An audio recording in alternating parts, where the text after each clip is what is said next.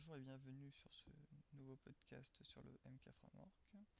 Aujourd'hui nous allons analyser un CRUD généré avec le MK Framework. Pour rappel, un CRUD consiste en 4 lettres, CRUD, Create, Read, Update and Delete. Ce sont les actions principales que nous effectuons sur une table en base de données. Donc déjà nous allons télécharger le framework. Donc je vais prendre la dernière version. Voilà, donc là je l'ai téléchargé, non, téléchargement. Voilà. Je copie l'archive dans le répertoire web de mon Apache. Et si je vais sur mon localhost, je vois bien mon zip. Je n'ai plus qu'à le désarchiver. Voilà. Voilà. Voilà, donc comme vous le savez, le framework, ou plus exactement le builder. Donc là, j'ai un message en rouge qui m'indique que data générée n'est pas inscriptible. Je vais changer ça. Data générée. Propriété, permission. Écriture. Voilà. Voilà, comme ça j'ai plus le message d'erreur. Voilà. Donc dans ce tutoriel là, je vais donc d'abord créer une application exemple. D'accord. On peut la voir comme je vous avais expliqué dans un précédent podcast. On peut voir justement le site qui a été créé. On peut également l'éditer, c'est ce que nous allons faire ici. Alors déjà premièrement, je vais présenter la petite base de données que j'ai créée, donc avec deux tables, une table article et une table auteur, d'accord, dans une base de données MySQL. Donc maintenant, ce que je vais faire, c'est que je vais aller voir l'application qui vient d'être créée, qui s'appelle exemple, et je vais aller changer sa configuration pour se connecter à notre base de données. Donc ici, je n'ai pas besoin de tout ça. Tout ça, ce sont des exemples de profils. Donc ici, je vais me connecter à MySQL avec PDO. Donc ça, j'en ai pas besoin. J'ai juste besoin de ce profil-là comme exemple. Je vais l'appeler tutorialdb. Et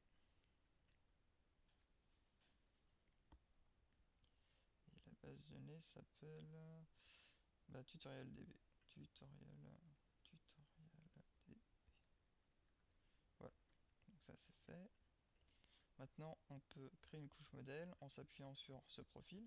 Comme vous remarquerez, attendez, comme vous le remarquez, là je vois tutorialdb parce que je l'ai appelé tutorialdb. Si je duplique, par exemple j'ai une deuxième base de données qui est sur le 2 par exemple, ici on verra bien les deux profils créés. Supprimer deuxième, c'était juste pour l'exemple. Voilà, je continue.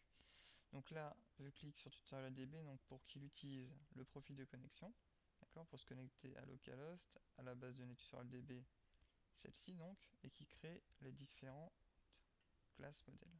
Donc ici, article et auteur. Alors, auteur, je voudrais pouvoir avoir un menu déroulant pour pouvoir sélectionner les auteurs et non pas renseigner leur ID. Donc ici, j'indique que je souhaiterais une méthode getSelect qui me retournera un tableau avec un ID comme clé et le nom comme valeur. Donc je génère. Ici, il me génère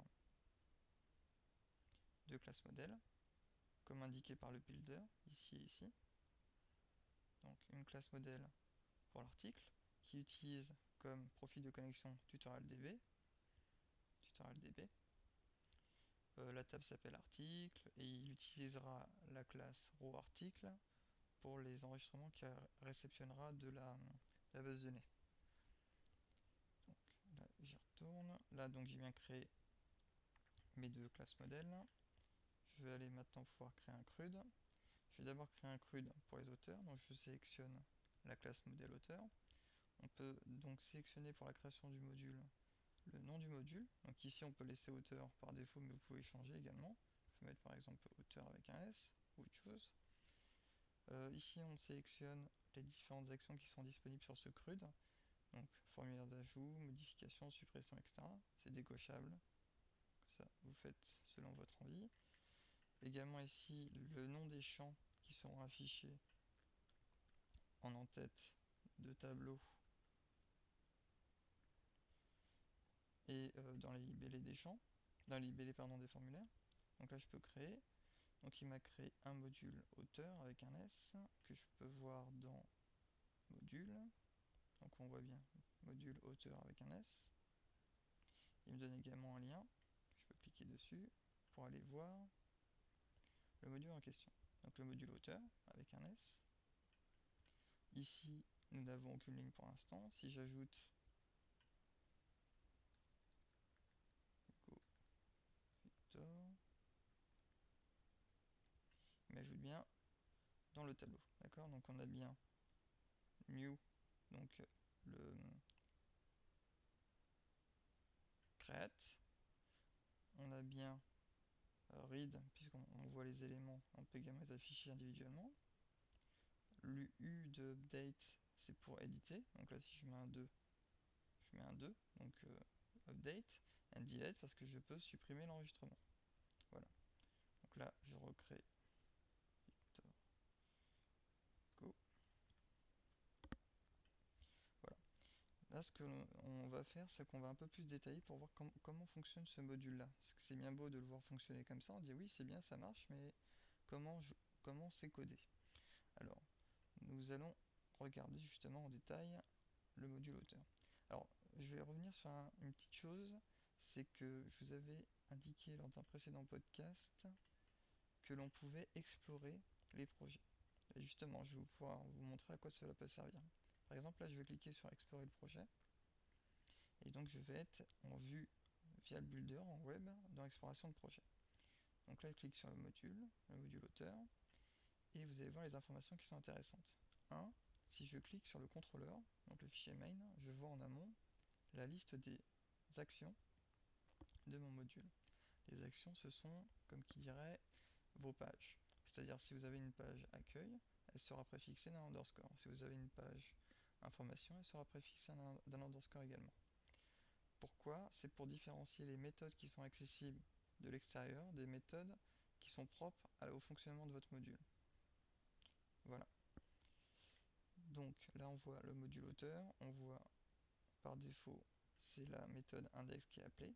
Celle-ci redirige vers la méthode list. La méthode list, qu'est-ce qu'elle fait? Elle appelle la classe modèle auteur, d'accord? Et elle appelle sa méthode findAll pour récupérer tous les enregistrements. Vous voyez quand je passe la souris qu'on a un point d'interrogation sur la classe modèle auteur. Si je clique dessus, je suis redirigé sur la classe modèle auteur. Si je clique également sur findAll, la méthode en question, je suis redirigé sur la méthode findAll pour la voir en détail. Donc l'explorateur peut vous permettre de naviguer plus facilement dans le code pour mieux le comprendre. Donc ici on voit que l'on récupère via modèle auteur tous les enregistrements auteur, que l'on récupère dans une variable tauteur, d'accord, que l'on crée une nouvelle vue. Vous voyez que vue est surlignée en jaune, et si l'on clique dessus, on aura la documentation de la classe view. Voilà. Donc là, on instancie une vue, auteur list. Là, on voit également qu'on peut cliquer dessus. Si on clique dessus, on va aller directement dans la vue list, justement, de auteur. Donc ça vous permet à chaque fois de naviguer réellement entre votre contrôleur, votre modèle et vos vues. Ceci facilement, mais c'est vraiment plutôt à utiliser à titre indicatif, plutôt comme information, comme recherche, etc. Pour coder, on est bien d'accord, c'est beaucoup plus simple de coder avec un IDE. C'est vrai que c'est plus pratique. Là, c'est vraiment plus pour naviguer quand vous cherchez une information ou autre. Donc là, on instancie une vue, auteur list, d'accord? Auteur list, on voit qu'il y a un tableau, qu'il y a le nom, le prénom, qu'il y a ici une boucle sur tes auteurs, on va y revenir. Ici, on instancie, enfin plutôt on assigne le tableau des auteurs à notre vue. On dit notre vue a une variable tauteur qui reçoit tauteur. D'accord? Donc si je clique dessus, on voit qu'il va boucler dessus et après afficher le nom, le prénom, etc. on revient là. Enfin, il fait un add à l'emplacement main de notre objet vu. Alors, si on regarde en amont, dans la méthode before, qui est appelée donc en amont, on voit qu'il a créé un layout template 1. Le layout template 1 se situe ici. On voit qu'il y a du code HTML et à un moment donné, il y a echo visload menu, donc l'emplacement menu, et il y a également echo visload main. Donc on voit qu'il va ajouter notre vue à l'emplacement main du layout template 1. Voilà. Donc ça c'est pour la liste. Ensuite, si on revient à ce CRUD, lorsque l'on fait un ajout, on ajoute un nom, un prénom, d'accord? Donc on va revenir, je vais fermer celle-là et celle-là. Ouais. Donc on va revenir à notre module. Lorsqu'on fait new, d'accord? Donc je reviens là, auteur, action, new. On est là. Il dit en amont, je vais recevoir les messages de process save. Pourquoi? Parce qu'en amont de l'affichage de la page new, on va demander de savoir si le formulaire a été processé ou non. D'accord? Donc là, si je vais voir process save, ici, on voit qu'il regarde d'abord si un formulaire a été soumis. Donc est-ce qu'on est dans une requête de type post? D'accord? Ensuite, il vérifie que le plugin XSRF, qui est un jeton qui permet de vous protéger de la faille XSRF, est vérifié. D'accord? Et si tout cela est bon, on va vérifier si on est en ajout, comme ici, ou en modification, c'est-à-dire qu'on a reçu un ID. Et dans ce cas-là, on va boucler sur les différents champs à modifier, d'accord, via notre formulaire, et on va les mettre à jour dans notre objet, et enfin, on va enregistrer. Et si ça se passe bien, on redirige vers l'auteur list. Si ça se passe mal, on va retourner un tableau d'erreur. On va revenir après. Donc je reviens sur la classe new. Donc ça, c'est pour savoir en fait si le formulaire a été envoyé ou non. Et dans le cas où il a été envoyé et qu'il était négatif, quel est le tableau de message d'erreur qui en ressort. Donc ensuite, on va créer une nouvelle instance de notre auteur. On instancie une vue auteur new qui est un formulaire où d'ailleurs on lui passe le tableau des messages au cas où il y en a. Ensuite, d'ailleurs, vous pouvez marquer la construction formulaire. On instancie un plugin form avec l'objet en question. Ensuite, on construit son HTML normalement, sauf que pour les champs input, on va utiliser cet objet-là, plugin form, qui était instancié précédemment, avec le type de champ que l'on souhaite et le nom du champ à afficher. Ensuite, il va se débrouiller. Une chose toute bête, lorsque vous saisissez un formulaire, que vous modifiez un des champs, que vous validez, mais qu'il y a une information qui est erronée, vous souhaitez pas perdre votre saisie. Ceci va être géré par le plugin form. Donc là, on va juste lui indiquer non. Et si il n'y a pas eu de formulaire d'envoyer, il va afficher le nom de l'objet auteur. Par contre, si vous avez envoyé des données via le formulaire, il va privilégier les données de post, donc du formulaire envoyé, du champ nom. Voilà pour la petite parenthèse. Donc là, on va revenir là. Donc on a assigné l'auteur. Et ici, on crée un jeton, d'accord, pour nous protéger de la faille XSRF, que l'on passe à la vue. Donc à la vue qui est affichée ici. GetToken, token, visToken. Voilà. C'est un champ caché qui permet de vous prémunir de cette faille de sécurité. Ensuite, tes messages, donc on l'assigne à notre vue et on ajoute, et on va afficher dans notre layout à l'emplacement main comme tout à l'heure. Autre chose. Actuellement, si je ne saisis rien, je peux quand même valider mon formulaire, ce qui n'est pas correct. Quand on saisit un nom et un prénom d'un auteur, on exige que le nom et le prénom soient renseignés. Pour cela, nous allons aller dans le modèle, Nous allons aller dans modèle hauteur et nous allons voir qu'ici il y a une méthode qui s'appelle getCheck qui permet de rajouter au moment de l'enregistrement une vérification pour savoir si l'ensemble de l'objet est cohérent. Donc ici nous souhaitons que nos champs nom et prénom ne soient pas vides. Donc le champ nom, le champ nom ne doit pas être vide, ça c'est le message d'erreur que vous souhaitez afficher en cas d'erreur. Et si ici on a le prénom, pareil, le champ nom ne doit pas être vide. Voilà.